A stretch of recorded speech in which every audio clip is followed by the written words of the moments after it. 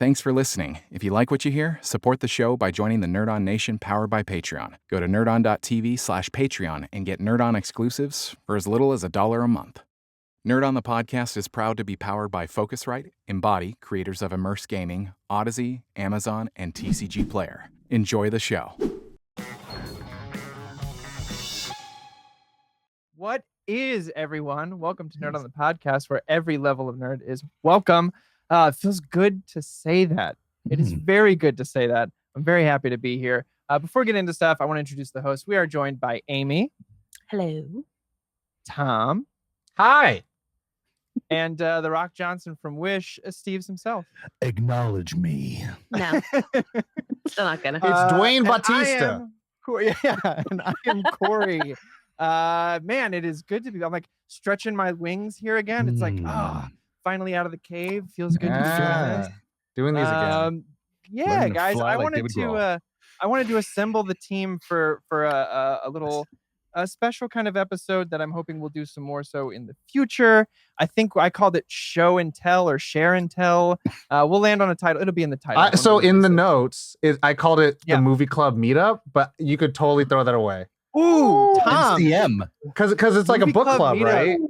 It's a book about movies. I like movie it. Club meetup is really nice. Share and Tell was fun, but it is very broad. I like Movie Club meetup. Because also you want to do this sparse throughout the year, and it's like, we meet up. Yeah. I like it. Oh, Tom coming in hot with the title. That you'll see that there. It's we're all experiencing this live. You'll have seen it and been like, what's the big deal? But yeah.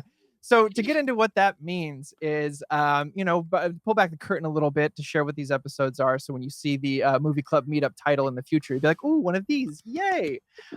Essentially, I wanted to assemble some hosts and just kind of like check in with each other at the end of every 3 or 4 months, every kind of quarter of the year, and just talk about a film that stood out to us. Like what, rose above the rest on that time, and we want to come and share. And the idea is, even though you may be hearing us talk about movies that are 10, 20, 30 plus years old, we are going to keep them mildly spoiler free. The genesis behind this idea also was to get people watching movies that we wouldn't kind of watch outside of our normal viewing patterns. Again, why I wanted to bring everyone here to pick their cream of the crop, because it's always going to be a little different depending on tastes and where you are in your life. I think I'm really excited about that. I'm really excited to talk about some films. But before we get into that, we have to dedicate this episode to a patron from the Nerd On Nation. And that patron is Tom. General G, or AKA General Gigarax, as I read it before. Shout out to you. Thank you. You rock. You get our Nerd On, baby. You're the Movie Club Meetup Member of the Month. Yeah.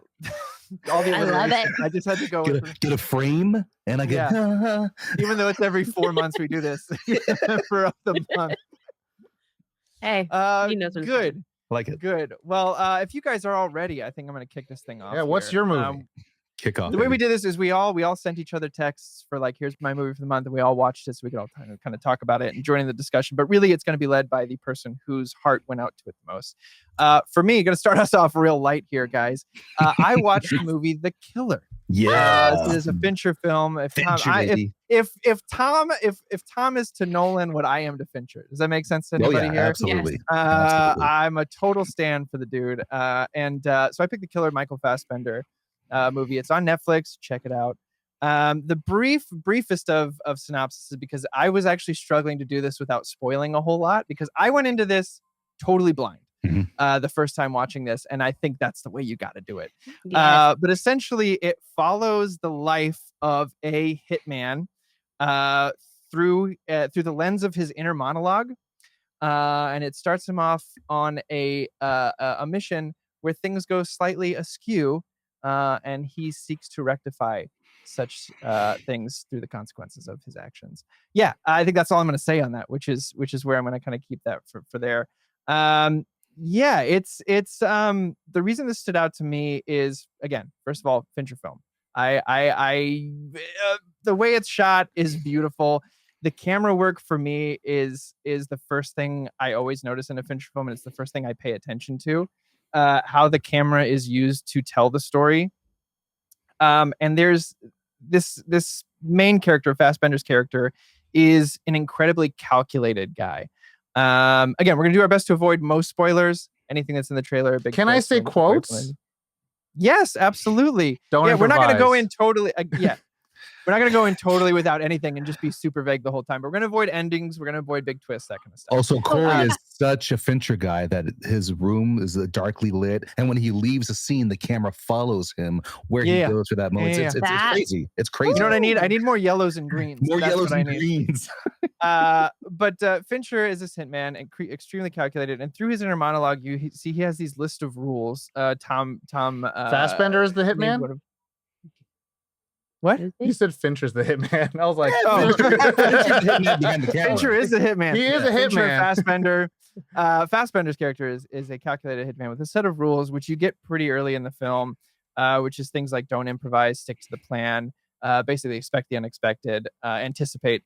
Everything is shot through Fincher's wonderful on sticks, which means on a tripod or some sort of rig that is very still and cold and calculated. The thing I love that they do about this is any time that Fassbender's character is thrown off his axis even a little bit, it switches to handheld. So you get this shake. And I learned through trivia, a lot of it was actually done in post-production and it was still on sticks and the camera shakes were added in afterwards. Not all of them, but he said most of them were done afterwards so that they could do it whenever they wanted instead of being stuck to when they switched. So I thought that was fascinating, first of all. But yeah, it's I would say it's if John Wick also wasn't a good guy. I mean, I don't know. I did a lot of the reading of the mentality of the character afterwards and stuff like that. And again, without the spoilers of it all, I don't know. I think a lot of generalness of the film is just a lot about the conceptions you have about the assassin genre is kind of thrown out the window for this. So there is not a good guy, bad guy. And they play to those things with a lot of the characters you meet. Sure. And this character is not necessarily a good nor a bad guy. It very much tackles that things happen and I'm doing it. And then it leaves you with this very big feeling of just it offers the audience a question do you accept this kind of world or do you not? Mm-hmm. And I think it's cool. And I think it is still to that Finchery perversion. I don't know. Oh, yeah. What do you think? And you're like, ugh. And it's definitely a film for me that for me warrants a couple viewings. And I was talking to Tom a little bit about this and my wife about this too, where my first viewing, one of the things that stood out to me is there was a lot of product placement. And for me, that felt weird because I found Fincher through Fight Club, which is a total anti-establishment, anti-product, anti-consumerism. And I feel like he's stuck with that through his career. And so there's a lot of product placement in this. And my first viewing, I was like, that was kind of weird to me. I don't know how I feel about that. And then my second viewing, I was like, I must have been so tired. Why didn't I think of this? All the product placement is in there to show you how easily someone like this can get things. Like in all these assassin movies where they're like, you have to go to the gunman to get your fancy guns and armor. He just went to a Amazon pickup box. Or in all these things, you're like, oh, you never want to buy all your stuff at one place because it'll raise a red flag. He goes to a hardware store and buys a ton of sleep aids in it to put a dog to sleep. And the cashier doesn't care, doesn't blink an eye that he's bought 4 different brands of sleep aids. So through the second, what was the McDonald's one, Tom? Oh, there's 1,500 McDonald's in France, and it's 15 grams of protein you can get for a few bucks. And I mean, there's a lot of cool stuff, right? Where it's he goes to the grocery store to pick up certain things to incapacitate people. And I don't know, a lot of it for me was just it feels like you're playing the game Hitman, and you're just following this character, do things you scope out the place, you get the items, and then you proceed in the next thing. But it's all strung together through this storyline of what this character's intentions are and the obstacles willing to do it. And then, as Corey mentioned, that inner dialogue is just kind of keeping you abated, being oh, what's gonna happen? It's you're kind of it's you are watching Jaws from the shark's perspective. Yeah, that's such a good way to put it. That's a great way to put it. I mean, for me, definitely some of the shots were absolutely gorgeous where I was like, oh, I like that one. Like that one. I think one of my favorite things is the soundtrack is totally unexpected in such a like angsty way that I was like, you set me up for shenanigans, sir. And I can't stop singing everything. And then in the juxtaposition between what our killer is hearing and then what's happening on the outside, and you have the faint echoes of the music in the background with like the seriousness. The juxtaposition was really great. And then also it's literally Michael Fassbender in a bucket hat for like a good majority of the movie. It was like Tales of a Bucket Hat. I can't unsee it. But it was so unexpected. I went in completely blind and I actually really liked it. And I already recommended it to people too. Hey, look at that. Hey, that's why we do this episode. That's why we do this. I'm going to consider that not a spoiler here. I'm going to say like the soundtrack is mostly the Smiths, which is just an incredible choice. I mean, I found the Smiths in high school, and then 500 Days of Summer definitely exploded. She likes the Smiths? Holy yeah, the Smiths. Stupid Tom. But putting it in this perspective, especially after the personal journey I may have had with the Smiths through high school, then romanticizing them through 500 Days of Summer, and then learning that Morrissey's maybe not a great guy, and then hearing a killer listen to it, I was just like, this is wonderfully used here as his soundtrack to move through life. The whole like music out of nowhere reminded me of the way they place it in Civil War, where these traumatic moments happen in that movie and suddenly you have this pop or hip hop music that comes out of nowhere. The way it played there. I saw this the weekend it came out on Netflix and rewatched it for this. Michael Fassbender, aside from the greatness we know of David Fincher, Fassbender is one of those actors that when I see him on screen, I'm glued the rest of the movie. Whether it was Band of Brothers and it was Unknown, Inglourious Prometheus, when of course he's Magneto. The guy is he's electrifying. You might say electrifying. Yeah, magnetic. Even magnetic. The style of his character reminded me of also George Clooney's character in The American when he's an assassin over in Europe. Just their styles weren't.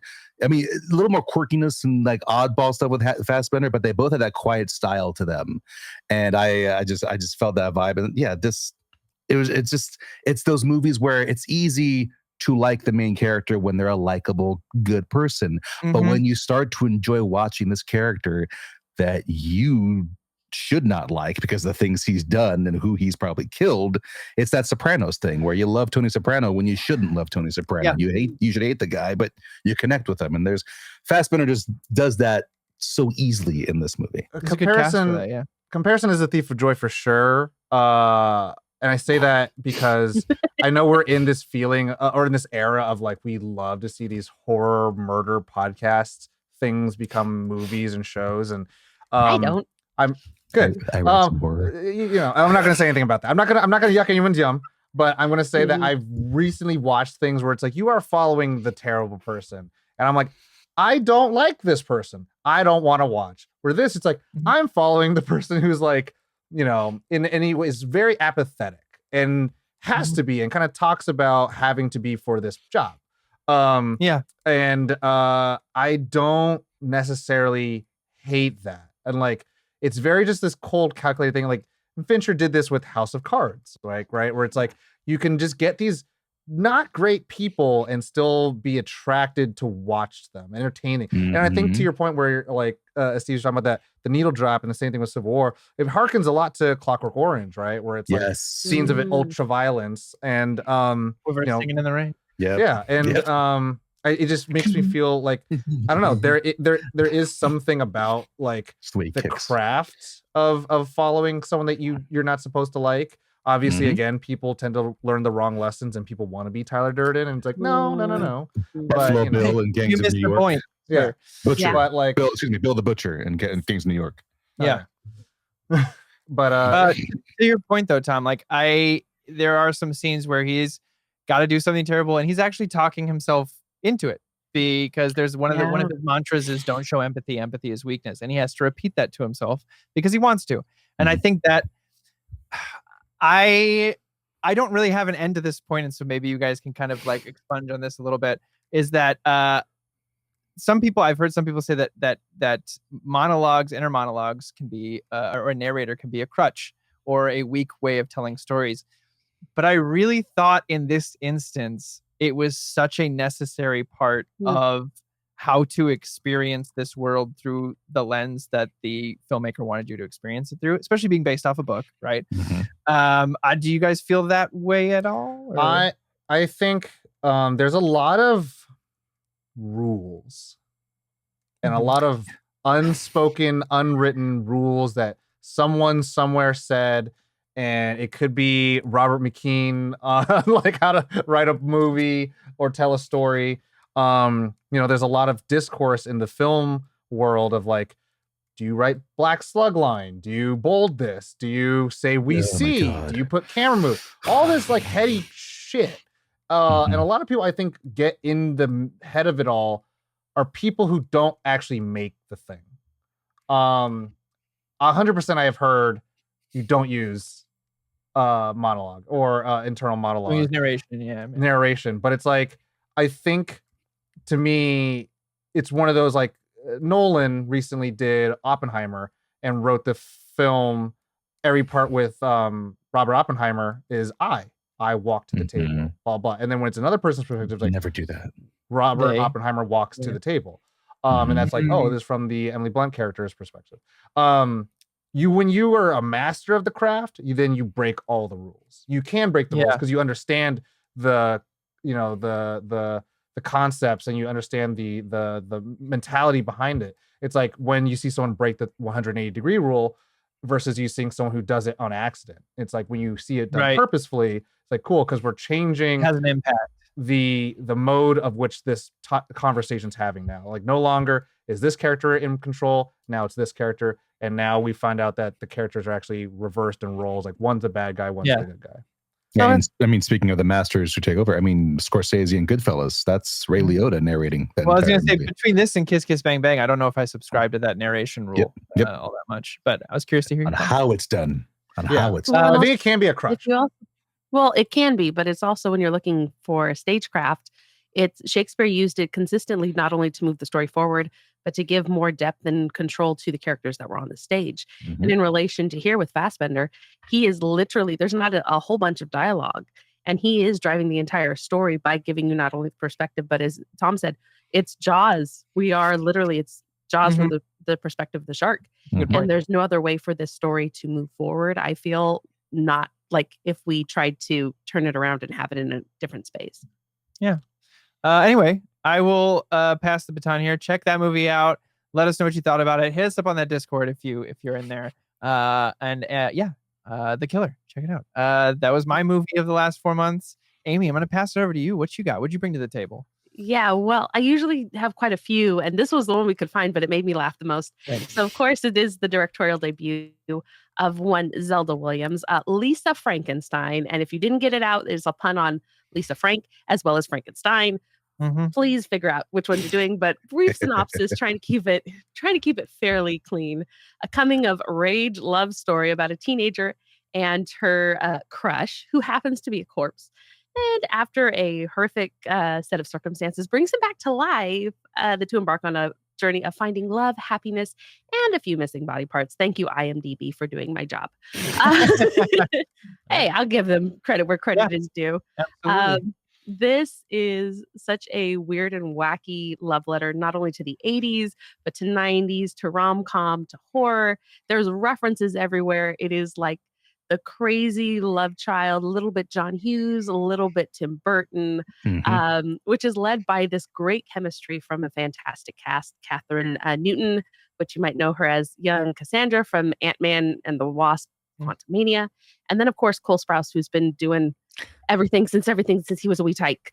And the fact he could be Frankenstein.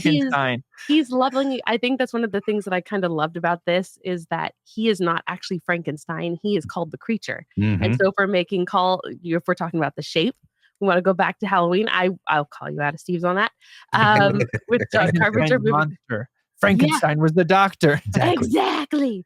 But it was so much fun, and it's campy, and it's like, the camp is The camp Wonderful. is so choice. Like it's all the yummy goodness. I've seen this multiple times. I have recommended this multiple times. I love the heart that was put in it. It's also written by Diablo Cody, who's Juno, Jennifer's Body. I know I'm missing a couple of other things. Probably the two biggest ones, probably. But yes, yeah. And it. There you go. But I really found not only, again, another killer soundtrack. No pun intended. Sorry about that. But it's so well acted. It's so earnest, and there are subversions in characters in this film that you have the expectation because you've kind of been trained into having certain expectations of side characters, what they're going to respond to or what they're going to act like. And then also the setting and the time shift on this, because usually you're like, oh, this happens over a big long period of time. It literally happens in like a week, maybe tops. And I'm like, I love you for this. I cannot say enough about this. And if I keep gushing, I'm going to, cry a lot. Yeah, go ahead. Go, Tom. Okay, it's my bad. I went into this blind. I only knew the movie. I had heard of it. I never watched the trailer. So as I'm seeing the credits, I'm like, Diablo Cody. What? And Catherine Newton, before Ant-Man, she was in Freaky with Vince Vaughn. And that movie was fantastic.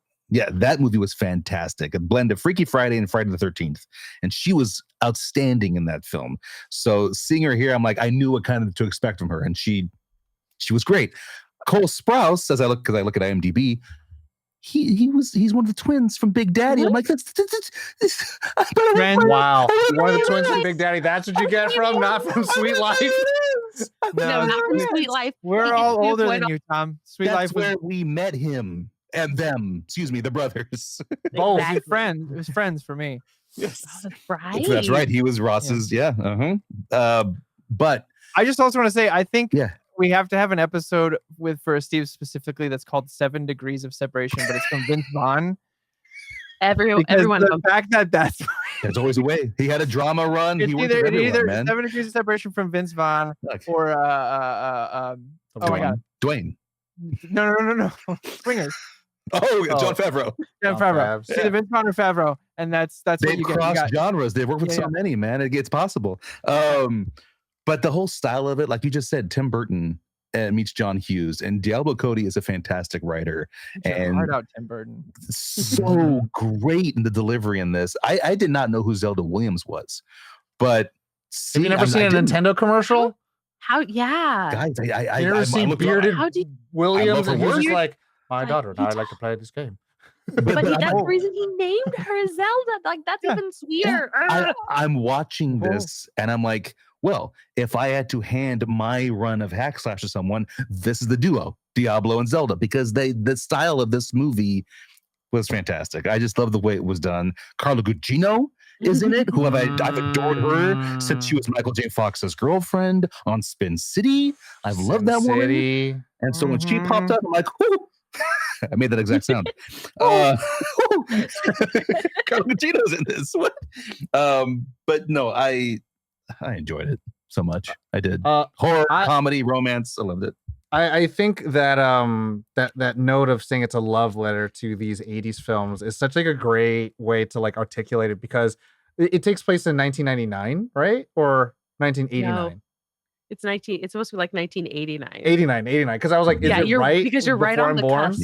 Yeah. And I was just like, it's okay. that's Don't age shut up. Well, no, Tom. I think that's so funny because like I feel like an 80s movie is usually like 1979, and then it becomes an 80s movie because it's like it's made in the 80s, but it's about a time before the 80s, which makes it an 80s movie. And this is like an homage to the 80s movies, but then it's like at the cusp of the 90s.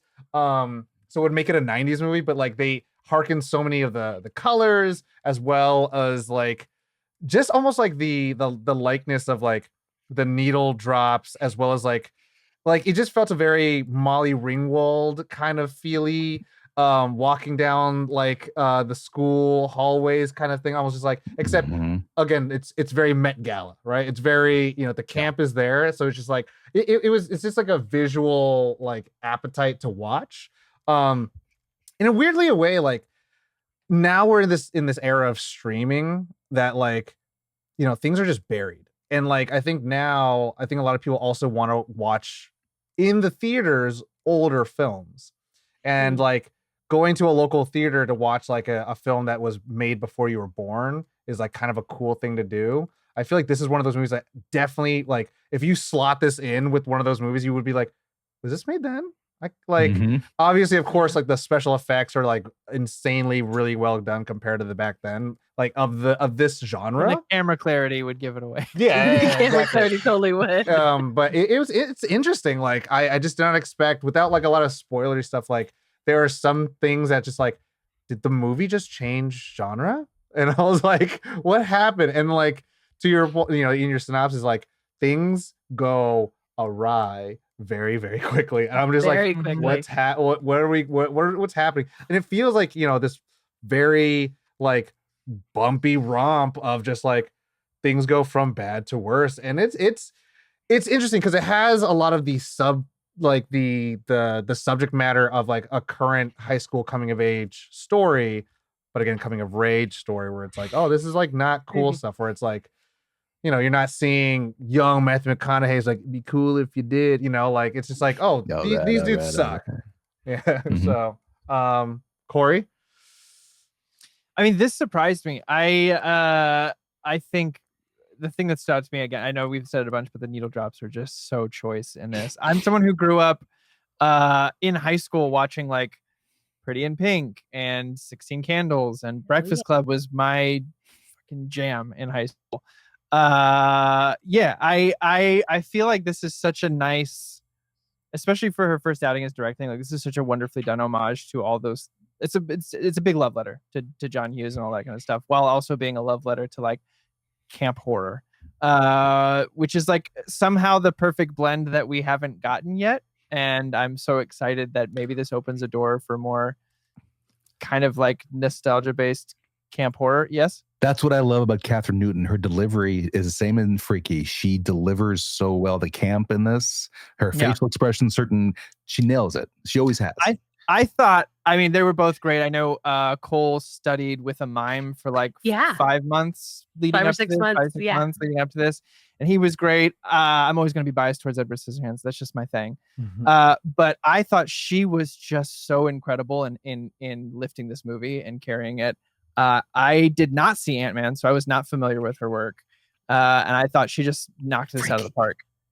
Yeah, I got to see Freaky too. I haven't seen that either. I'm so sorry. I got to mention one thing. I was super excited to watch this movie because the trailer, again, man, trailer making is an art form in itself. You can completely not sell the movie correctly, and this movie, the trailer for this sold perfectly well. The trailer song, it's pretty much cut to the song of Kim Petras's song. What's In Another Life, I think. And it's got some German electro poppiness to it, and I'm like, this hits. This just hits in a way that you're like, if you watch a trailer, everyone listening, watching, and then you go watch this, you're like, they sold this properly. Like it's, and that's the tongue in cheekness of it all too is just so that fine line you can go too far into the tongue in cheek of it all, and I thought they just well done, stuck the landing. So much fun. I think this is going to be one that's added to our Halloween rotation. Absolutely. It's very easy for that. Yeah. And if we're doing one more tidbit, the MacGuffin in this is totally it's totally weird and unexpected in such a great way. And I do not remember as of late seeing MacGuffins that I could fully get behind. Do you guys have any in your mind in any movies of late where the MacGuffin is like, yeah, I like it. It's necessary, but we don't really need it. Like, that we don't really need it. I mean, the one that just came to mind when you said the MacGuffin was the from Miles Morales Spider-Man, the what's he called? The goober? The goober. The goober. Yeah. The fact that they call it that it just sold it for me. I was like, great, I believe it. You guys have named it whatever you wanted. We named our family iPad the goober after that. I don't care what's on the drive. You call it the goober. I'm in. You've sold. That's all you needed to do to sell me on it. That's it. Yeah. Tom, you've got some deep thought over there. I'm thinking like, what is the MacGuffin goobery thing? I'm also realizing now that she was in Detective Pikachu, so I have seen she was. She was great in that. For some reason, I'm thinking of in Batman Begins. Is it the 1ME, the microwave emitter. Like, Yeah, I'm like, I don't think you really needed that, but it's like somehow, some way that was going to happen. Like, it worked. fear toxin everywhere. And it's like the movie just it was goes. called the 1ME. That's right. I forgot. I was like, that's it. I'm like, One I think that's the one microwave thing. emitter. It worked. It worked. I mean, so of course, as everybody fun, said, though. this is such a fun movie. Oh, yeah. Definitely take an opportunity when you get a chance.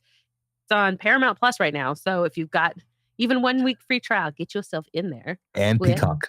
And Peacock. But of course, Shout out to Esteves. It's of course in the house of Esteves. It's spooky season all year round. Every day, So, right in here. So this fits perfectly into me just going, are you next, Senor Esteves? Yes. I think so. The only difference in the summer is I wear a tank top on like the beach. It's still spooky season though. Yeah.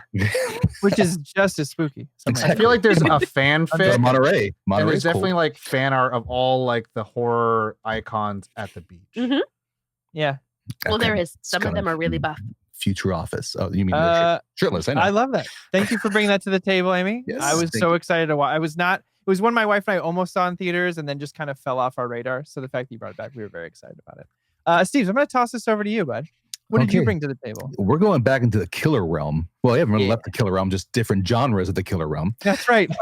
Fearful murder. Still killers. Yeah. Murder, death everywhere. Now we're going to a dark and grittiness from a masterful director named Michael Mann. This movie is called Collateral from 2004. Shook Tom's world. The synopsis to this is: a cab driver finds himself the hostage of an engaging contract killer as he makes his rounds from hit to hit during one night in Los Angeles. It's beautiful synopsis. It's so Well good. done. It's so good.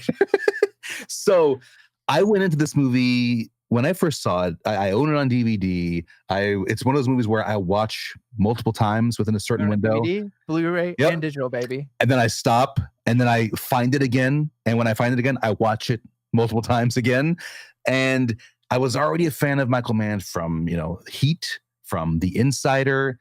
And so when Collateral came out, I was excited for this. And Tom Cruise and Jamie Foxx are paired here. Jamie Foxx is Max, the taxi cab driver.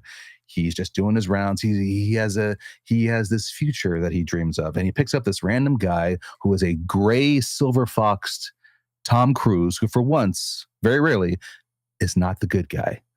And it's so beautifully shot. It's Michael Mann's first time that he went to digital and using this night vision digital. He made downtown Los Angeles, which we've all gone through numerous times, look gorgeous from these bird eye views following this taxi cab. It just made LA look different in this. And there's like 2 songs in this movie. Can I say the 2 songs? Because they're not really hard to get. Absolutely. That when I hear these songs, Again, we're just avoiding ending and twists. Guys. ending and That's twists. all. Yeah. 2 songs in this movie that when I hear them anywhere, I am in the taxi cab with Jamie Foxx and Tom Cruise. The first one is Hands of Time by Groove Armada. That's when it's playing when he's driving Jada Pinkett Smith to her spot. Their conversation throughout the ride is so great. The way they chat with each other. The other song is Audio Slaves, Shadow on the Sun. That is Max and Vincent. That's Tom Cruise's character. And it's just the way those songs are played in this movie at different points. One, during this engaging, could be a future conversation, and then to this dark moment where everything has changed within a few hours.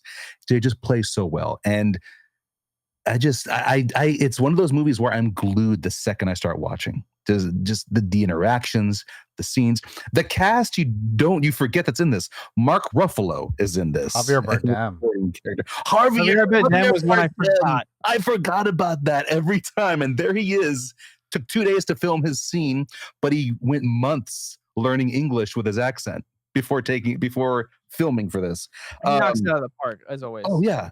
Actor turned director Peter Berg is in this as one of the cops. And one more I wanted to say was, Debbie Mazar, Madonna's best friend and star of Entourage. She has a small part in this. Yeah.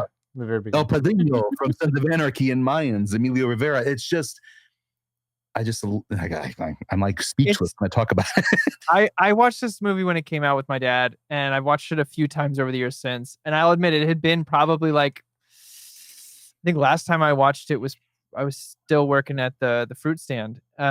So yeah, I getting to watch this again and just being like, that's right, this guy's in it, and this guy's in it. Mhm. I forgot how insanely quotable that movie is, and how my friends and I in high school just used to walk around quoting it. Are you gonna laugh at me already, Tom? It's my favorite quote in the movie. I'm waiting. Yo, homie, that my briefcase? And that one, and then the other one is I mean, no spoiler, you see this in the trailer. Vincent's not just a regular guy. He's a hitman. Sociopath. And there is a scene, and they show part of it in the trailer, where a body falls onto. This is what I was going to say. Say it. And Jamie Foxx says, "You killed him," and Vincent says, "No, I didn't. I shot him. The bullets in the fall killed him." And the whole audience, I remember just busting out in this middle of this tense movie. It's the perfect amount of comedy. He delivers it so seriously, and the stare he gives Jamie Foxx for a few seconds after saying it, and then the quick draw. Chills. The walk away pop. There's very few times I could think about like how like casting is a very important part of the filmmaking process. A lot of directors you'll probably hear say like 80% of directing is casting. And Tom Cruise at this point of his career and playing this character was such an insane move, and it's hardly like you can't see that happening again. I think, you know, in recent history, for all you for the young'uns out there, young adults out there, you're like, oh, Superman's playing a Witcher who kills a man. This was like 10 times more insane than that, because it's like, that's Maverick. It's risky business. It's that's Jerry Maguire. The Firm. It's like you have this guy who runs for his life, good guy, and then all of a sudden, like, oh, he's the coyote jackal of the night, like who's out there being the scary person, and also, but in the same Tom Cruise intensity from Mission Impossible is like, I know what I'm doing. I'm very effective, and we got to do it now. And you're like, oh shit, like, he might kill some people, and then it's like, cool, he's driving. He's not holding the wheel, but he's driving the car, and to see that done. And to have, you know, now you watch it, you know, years and years later, to watch that and just kind of get this time capsule being like, man, this is like such lightning in a bottle of a time of movie. Because as Steve said, there's this digital change. I actually studied this film in school because Michael Mann not only was transitioning to digital, he developed LED lights for the back seat so it could light Tom Cruise's face. So good. You can watch a bunch of Jamie Foxx interviews of like the car accident scene. And you know, we studied that in school as well, like how this is one of the first, interestingly enough, major productions with digital multiple angles of the same stunt, so they never had to repeat it, which is insane to think about. It's like, how many things have we destroyed? Like, all right, reset back to one. It's like, multiple cameras? They're like, no, just reset it. It'll look better. It's like, okay. So yeah, they you know, multiple time, you know, just one time with the thing with multiple angles. There's a lot of technological advancements that happen with this that I think go under the rug and aren't talked about enough. And this is the most pretentious thing I'm going to say as a filmy jackass. The most pretentious? Probably. The digital on this, man, the texture looks like it's so noisy. It hits. It's good. Like most time people want the killer, you know, clean. Lisa Frankenstein, super beautiful and glossy. This is like, like nowadays people are like, did you shoot this with a potato? Like, you know, like it doesn't look great, but you're like, no. It works because it's so grimy. it's so like and the digital motion blur and like, it's like you don't want to be here. And I mean, it reminds me of a lot of the movies that Esteves actually talks about a lot, like Kingdom. And I was like, oh, this is your aesthetic, like, and Peter Berg too, just very much Born Supremacy kind of Born Identity. I think this movie did it. I think this movie is what made me that. I think like you said, Tom, the grittiness and the imperfections in this new kind of camera they were using, and shooting at night with digital, which is already, if anyone out here has done anything with a camera ever at night, without an iPhone like 12 and newer. Yeah. Any sort of like DSLR or anything, it's a mess. Mhm. But it really lends itself. It's like part of the story. And I know I had mentioned this before, but like I know Michael Mann was talking about how part of the reason he wanted to shoot this film the way he did is because LA was transitioning from the tungsten lights to LEDs. And so this is like one of the last, I think it is the last film where you can see the yellow lights, which were like a character in the film or a part of LA. A lot of filmmakers talked about how that was a heartbreaking change, and they understand why I had to do it for energy reasons. But like, it really took away a lot of the charm of the city, and I'm glad they captured it in this. And the digital really lended itself to that yellow, and added this layer to the whole thing. I just really enjoyed watching this again, and I'll take any opportunity I can. What I did learn on my research for this film, and I like found this out like 2 or 3 days ago, was that we would not have Ava DuVernay without this film. Yep. Really? She loved Michael Mann, and this is the was movie, one of her favorites. She was the publicist on the film, Mhm. and she saw him using the digital cameras and was like fascinated with it and asked him a bunch of questions. She's like, you took the time to answer all my questions. I felt so inspired watching you do it. I was like, this is what I want to be doing. So That's shout out to Collateral. Shout out to Michael Mann for being like, yeah, I'll answer whatever questions you got. That's why when it was either Max or Netflix, when they had that directors special, that's why she chose Michael Mann to be her interview, because of that's all where that. I saw the clip. For that's what the clip. I think that's the clip that I saw. But yeah, one thing to note for potential viewers, if you are a fan of Heat, oh yeah, Michael Mann is the master of the loudest gunshots you'll ever hear in a movie. I was like, oh my god, this is like a lot. He makes you scared. He makes you, as you should be, scared of what comes out of that gun. It feels like these are Jesus. weapons. The homies in the alleyway. That is so loud. Well, so Amy, I'm sorry, I'm talking too much. No, Did you? Okay, no. I wasn't sure. There's 2 facts in this that I wanted to bring up about the filming. No printer. First off, huh? Facts. No printer. Sorry, facts. That's what you say. Facts, no printer. It's good. It's facts, good no stuff. printer. I like that. Okay, I'm sorry. What do the kids say? I forgot. No cap. Oh God. Oh no. For real. On God. For real. I forgot Jason Statham's brief seconds in the beginning of this movie. Oh yeah. In the very beginning, the brief seconds of Jason Sorry, Statham. you okay, man? You okay? Yeah, no, I'm okay, right? Yeah. So I guess according to Michael Mann, Vincent is a man. I'm getting it from the IMDb trivia notes right here. Vincent is a man able to get in and out of anywhere without anyone recognizing or remembering him. To prepare for the movie, Tom Cruise had to make FedEx deliveries in a crowded Los Angeles market without anyone recognizing him. Oh, dang. What? Okay. And the other part was, so along with another Michael Mann movie, Val Kilmer in Heat and Bradley Cooper in The A-Team, those 2 guys are known for having some of the quickest cycling of a rifle on film, where their clips have been used for like police training. Along with that, Tom Cruise's tactical draw is so good in the scene, The Homies in the Alley, from Collateral, that it's used by experts in lessons for handgun training, the way he pulls and fires that quickly. So, yeah. So this is one of those movies where we all know Tom is Maverick, as Jerry Maguire, but this is where he reminds you that I can act. I can be besides the popcorn blockbuster movie. This is one of those movies.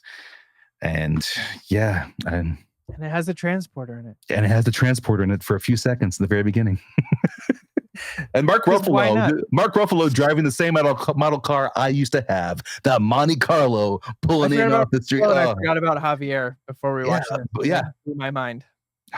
Blew my mind how many people in this. I just think, to Tom's point, Jamie Foxx is great in this, but man, the change for Tom Cruise to this is just still one of those things that makes perfect sense now, but like that at the time, I remember being like, why does he look so weird? Like the trailers came out, I was like, why does he look so weird? Why does he have gray hair? And then I watched it, and I was like, I don't care anymore. That was awesome. And I love that there's moments where if it wasn't for the killing and everything before that, you could see Max and Vincent being friends. They have some of the most beautiful philosophical conversations in that movie. Guys, buddies, watch this movie. I mean, the characterization of Tom Cruise's Vincent is insane, just because it's like he's kind of looking out for the homie in a weird way, and it's like, hey, you're my guy, and I'm gonna force you to do things you don't want to do, but I'm also not gonna let you just take shit from people. And I was like, Yep.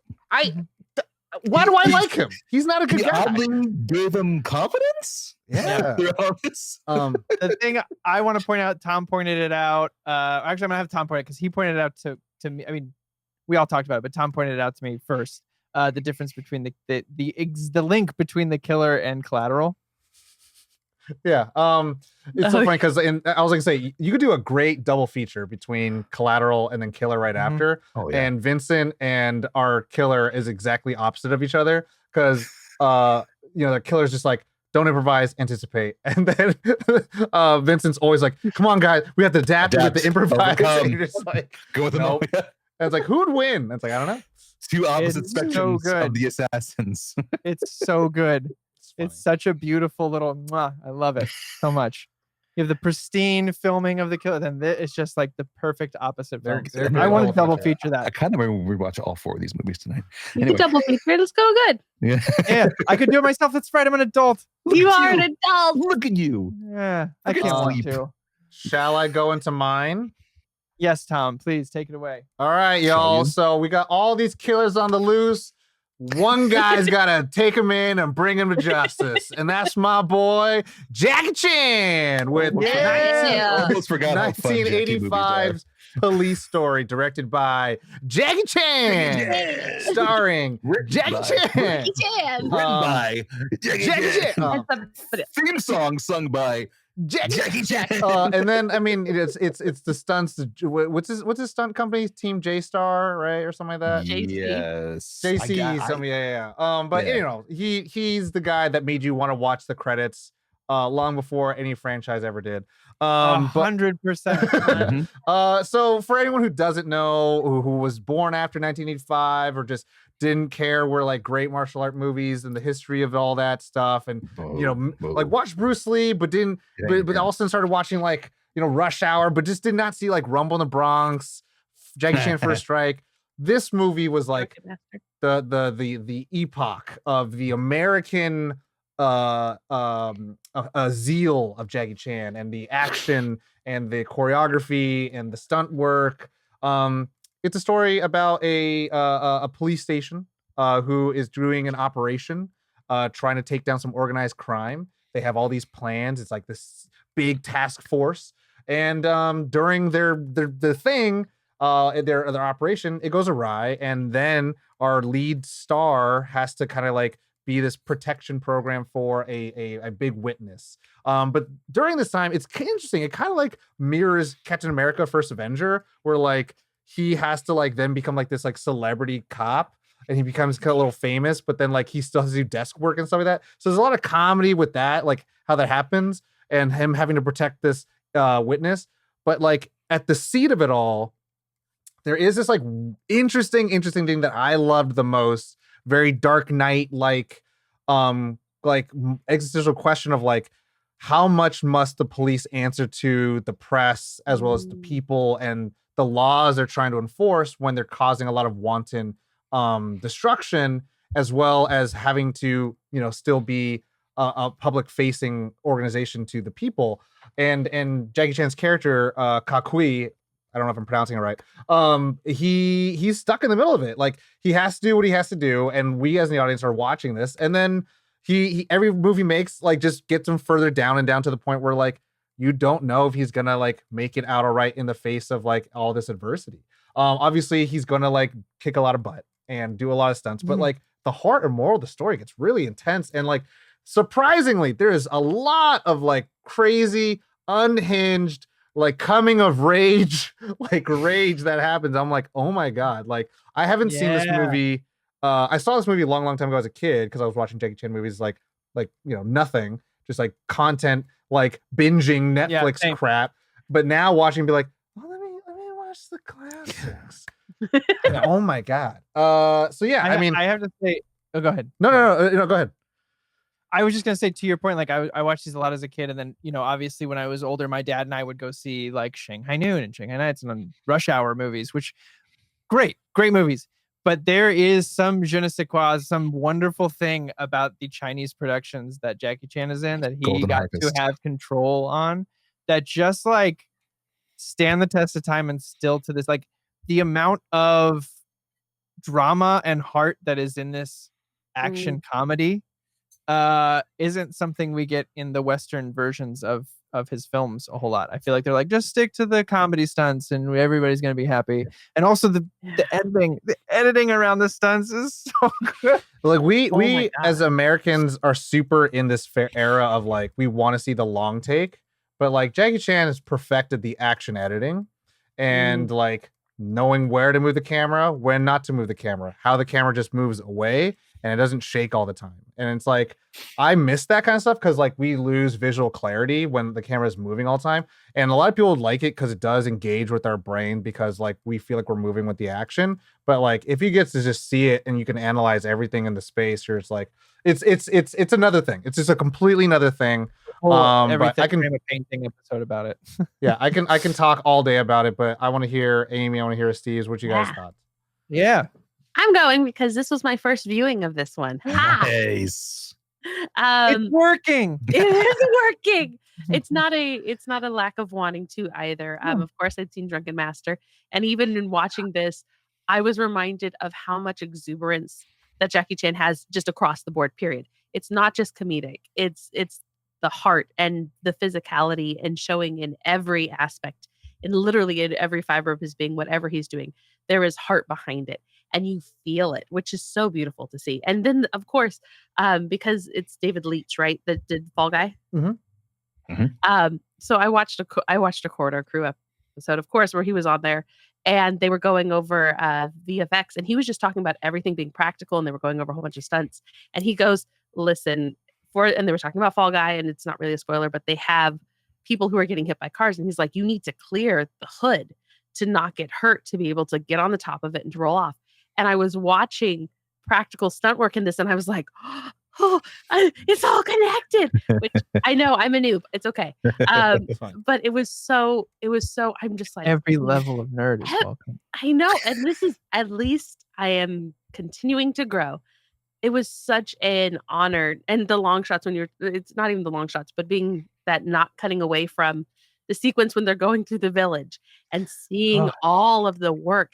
And I'm just like, this is all practical. They're doing all of this right now. All these and I extras everywhere. And then the big stunt, which I had always heard about and I had seen in clips, and then finally getting some of the backstory on that. And I'm just like, this movie and that ending, when we get to that ending, it is such a great pivot that I cannot say enough thank yous to Tom for putting this on the list and forcibly making me watch it.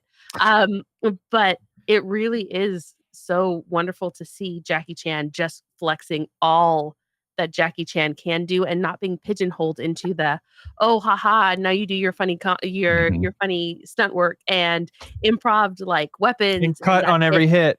Yeah. Cut on every hit to make sure that it's moving.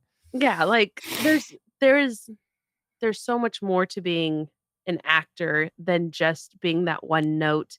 And when we deprive Jackie Chan of being able to do that, and we choose not to witness what he is capable of, we deny ourselves the opportunity to know him in a fuller way. I think I totally I agree with you on that. I mean, it wasn't my favorite movie all the time, but getting to see him play a more serious role in the remake of Karate Kid was such a wonderful bit of silver lining for what that movie is. And just go watch these because you get to really see him flex every muscle, and you can tell by him being in charge as well of this, he really gets to pour everything he had and lead by example. And I feel like everyone else in the film rose up because of him as well. It's a wonderful story. I mean, Drunken Master will be my all-time favorite, but this is like really competing for the top spot of Jackie Chan films for me. Esteves? So I'd grown up becoming a Bruce Lee fan because of my dad loving Bruce Lee, and I rediscovered Bruce Lee again within the last 5 years of rereading his biography and all that. So when I saw the Golden Harvest presentation logo, I'm like, it's where Bruce was. and Jackie was a student of Bruce. He was part of Bruce's stunt team for all of his movies. So I was watching this wondering, like, how many of these guys did Jackie bring with him for Bruce Lee's crew? And I couldn't help but remember my mom, when we'd watch Jackie Chan movies, Rumble in the Bronx, Super Cop, when we got into Rush Hour, she couldn't help but lose it with laughter watching him fight. Not because she thought he was comical, but because she was laughing at how fast and how much is happening in a Jackie Chan fight scene. And especially in that big finale in the mall that happens. His just the hits that he takes and the hits that he gives and dishes out. I'm hearing my mom laughing over how insane this scene is. And what's great about Jackie, again, two different spectrums. Bruce, the master, who takes the hits but never loses control. He's always in control of everything. He knows what's coming. Whereas Jackie gives you the worried guy who's not too sure he's going to make the underdog, baby. He takes the hits, and I always do love when Jackie takes a hit, the oversell of, God, it's not just, I got my chin. It's, oh, man, that hurt. And he rubs it for like, checking his hand too, like a good 15, 20 seconds of him rubbing his face.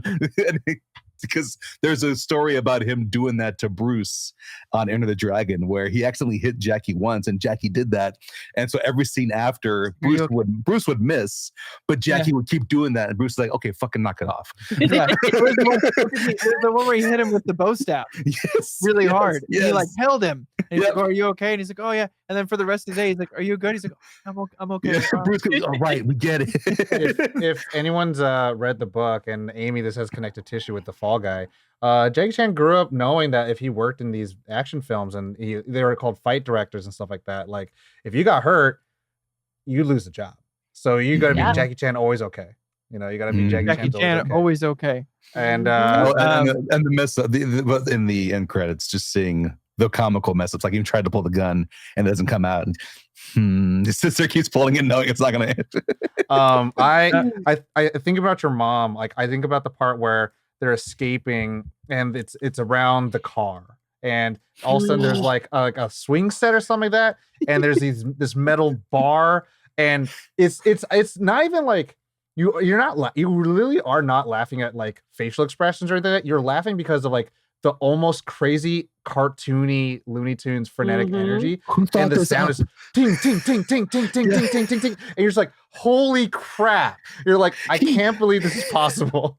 She's in the backseat of one car. Jackie ran from around this one car and is able to leap over and go through the broken windshield to kick the guy who's in there after him. It's insane. Jackie Chan. Yeah, Jackie Chan thought it up. I mean, that's the same thing. With the witness, and it's not really a spoiler, but with the witness and the first guy that comes after her, it was so beautifully like not only choreographed, but right there at the end where they're trying to get away, and he's like, "Oh, he's still fighting me! He's still fighting me!" And I'm just like, not only the commitment for both of them, but that was Jackie Chan's choreographing all of that, and I'm just like, I love it. Tom made this reference the other night to Jackie Chan and Buster Keaton, and so I did a googly deep dive type of thing where I was like, I think I remember him saying being inspired, and then I found this quote that I want to read real quick because I thought it was so sweet. And he said, "I just want people to remember me like I remember Buster Keaton. When they talk about Buster Keaton or Gene Kelly, people always say, ah, yes, they're very good. Maybe one day they remember Jackie Chan that way." Oh yeah, like, we remember. It's already done, buddy. I just love that quote so much. So yeah, he's a huge Buster. And there was another quote saying that he wanted to be like Buster Keaton, but all the directors who directed him wanted him to be the next Bruce Lee, which is why he started directing his own films. Yep. Yeah, which is crazy to think. Like this movie, like everyone who watches it, everyone listening, everyone watching, like go watch this. Like go watch this, and again, comparison to joy, but like go watch this, and then ask yourself, are you getting as good action as you could have been getting? And the answer is going to be no. And it's not neither here nor there. Obviously, there's a lot of different ways to make movies in America versus China.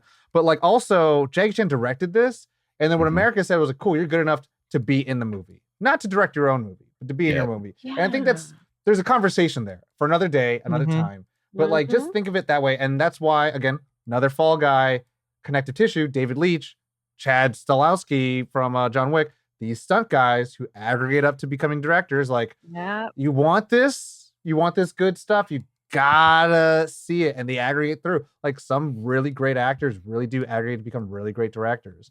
And then we gotta kind of like see it see how those grow up to be. And it's like it's crazy. It's insane because also like the phone call scene is like, to me, comedy gold. That's comedy gold right there. Like that. Oh that my is God. insane. That's why we talked about Buster Keaton, because of that scene. Yeah, and it was just like, but like it starts out with like there's a shot where like there's the pencil on the table and he just kicks it, catches it, and you're like, Jesus. Like, and Jake First Chan of all, always how many says like, takes? it's not takes easy. It's for about that? how many takes you do it. Yeah. And it's funny about wanting the next Bruce Lee, when Bruce always said, I don't want you to be the next me. I want you to make your own path. I'm giving a path for then you to take it your way. And that's what Jackie did. He took what Bruce taught and made his own thing out of it, which is what he wanted you to do. I also thought it was funny because you're watching a movie where Hong Kong at that time is still under British rule. And so it's just, I'm like, I want to see like a Hong Kong movie today or like after 2000 and how things might look different. Well, because you could watch New Police Story from 2004. There it is. Before Collateral came out. You want to see a 2000s one? Right? Is it as good? No. Does it have Jackie Chan? Yes. Yes. Amy, any last thoughts? I can't. I mean, I'm so excited that you watched this for the first time. Yeah. Well, you're going to find out a lot of this, even with continuing to move forward. There's a lot of unseen in me, and the opportunity to continue to kind of grow in that, but to still be in awe, is something that I'm actually really treasuring, because I'm coming to a lot of things with fresh eyes. Like there's certain things that were really big in pop culture that of course have already been ruined for me. But when it comes to Jackie Chan, I have such a soft spot for first off, for Buster Keaton and for Charlie Chaplin and for everybody of I mean, I had such a hard time, not a hard time, but kind of a soft spot for The Fall with Lee Pace, and seeing that and then putting that in juxtaposition with this. And Jackie Chan has always been for me just this absolutely gem of a human, and being denied that opportunity where you can see, this is a perfect example. You see not only how hard he works, the people that he employs, but the love, the care, the respect that he has not only for his stories, but also he doesn't just take it like, oh, I'm the funny guy. It's got heart. It's got meat. Comedy, and drama, and action. The end, like that entire pivot is literally like, oh, it's insane. Oh, that was like, it was like, oh, we did genre shift real quick. What would we do? And I think if there's a dark horse of this, no matter how old it is, it's got to be Police Story of our movie. What is our movie club meetup? Movie club meetup, baby. Tom, I'm happy you didn't Formerly use I'm happy you didn't use the synopsis in this case that IMDb provides, because it gives away the last 15 minutes in their synopsis, which is horrible. Oh, does it really? So I'm happy, because the rest was IMDb, but I'm happy you did not use IMDb's. No, because I'm a better writer than IMDb writers. They ruin it for Police Story. It's okay. Well, in Police Story 2, don't we get Michelle Yeoh as well? Yes, that's where they met, wasn't it? Is that where they first? That's the one I watched the most. Is Police Story 2. I don't know if that's where they first met, but I know it was a big deal because they were both big rising stars. Yeah. So, with that, y'all, that the end of our episode, y'all. Yeah, we did the thing. That was that was our movie club meetup. But before we all go, we're gonna share one interesting thing: a game, a TV show, a book, a song that has nothing to do with anything we've talked about. Who's okay? Amy's got one already. Amy's first. I'll give you all space to think about stuff. So, of course, I've been doing a lot of aggressive reading. And by aggressive reading, I mean people are reading to me, saturating my soul. Get me some Audible. They haven't sponsored us yet, but if they want to, I'm not going to complain. But of course, on the occasion that they're not reading to me, I like a good Audible original adaptation. And they're George Orwell's 1984, which is an adaptation by Joe White. It is not only, it says narrated, it's acted, okay? First off, we've got Andrew Garfield, Cynthia Erivo, Tom Hardy, Chiwetel Ejiofor. I can never pronounce that man's name. What are you for? Ejiofor, yeah. Ejiofor. Ready. I can't do it. Yeah, you heard everybody in the background. They're yelling at me. But like, it's short. It's about 3.5 hours. It's so well done. And I have a soft spot for adaptations, and this guy really takes the cake. So if you got an Audible credit, or if you need to have a trial for a week and then kick it, I totally recommend it. It's an oldie but a goodie. Yeah. Thank you. I like that. I audible it up, so I'll dabble. As do I. Who's As do I. next? I'll go. My wife and I started Fallout. Watched Yay! the first episode. We're finally getting on. With a 2-year-old, it's hard to start new things, TV shows especially. But man, from the fan perspective, the Easter eggs in the first episode alone, the tone of the show, perfect. My wife, who is not a Fallout fan or never played video games, also really enjoyed it. Was like, that was dark. I was like, get ready, buckle up for more Fallout.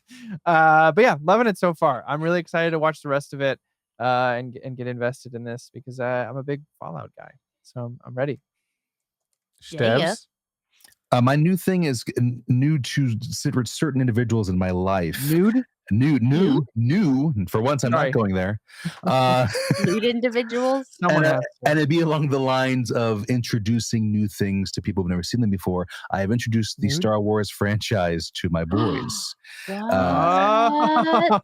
it was based on a bet on our Disneyland trip where they wanted to buy us some plastic lightsabers, and I said, "You can buy them. We can get them for you, but you have homework. You guys know nothing about Star Wars besides loving Smuggler's Run. You guys need to watch the Star Wars movies." And Thomas did this. All right, fine. He shakes my hand.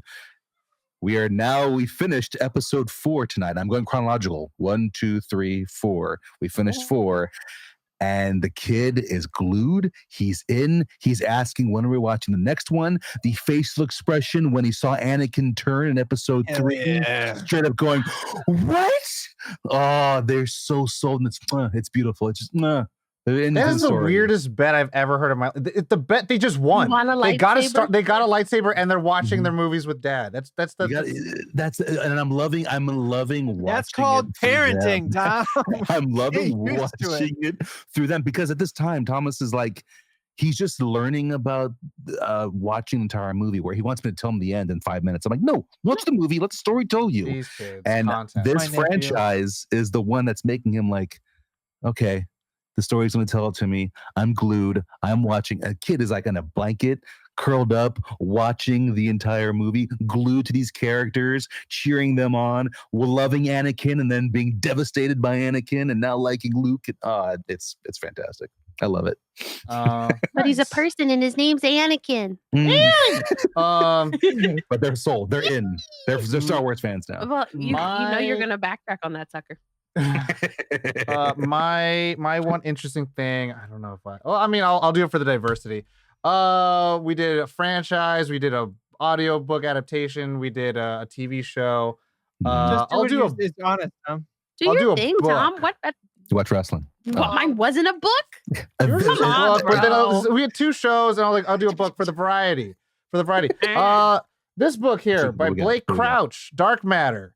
They're doing an Apple TV show about it soon, starring Joel Edgerton, Jennifer Connelly, and I don't know who else. But apparently it's kind of new. Apparently every New York Times bestsells every book ever made, because I'm just like, I feel like you pick up like a newspaper wad. It's like New York Times bestsellers. Like that's insane. So it's good. Multiversal escapades. A little bit more on the sci-fi of it all, not so much on the travel and spectacle, but more of you're trying to find a needle within a needle stack to get back to the universe you belong to. Easy. You don't know that every time you travel, you might be getting even further away from your home universe. Ooh, butterfly effect. The trailer looks insane for the show, but the book, it's a pretty good read. I was kind of like leafing through it. If I really wanted to, I could have just sat down all day and read it, but I was on a plane. I'm halfway done.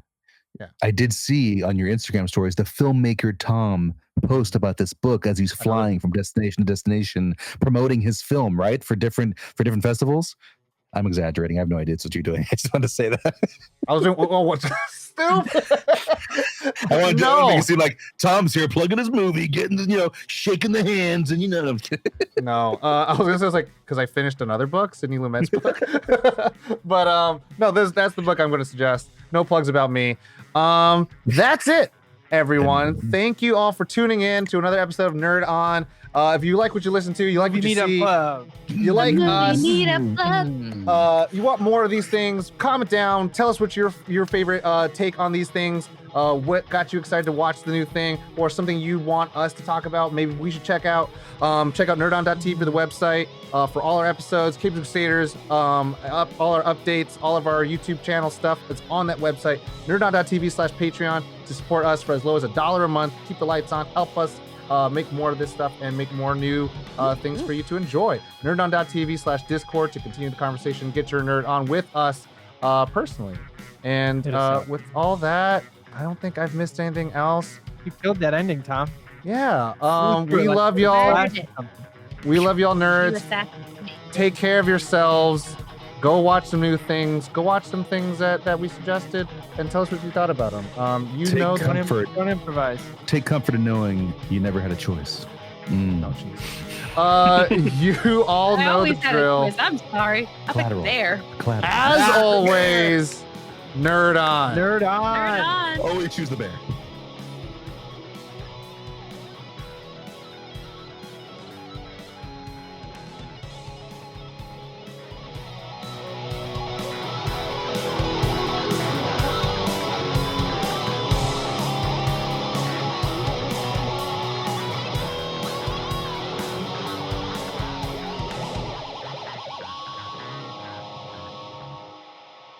Ending broadcast.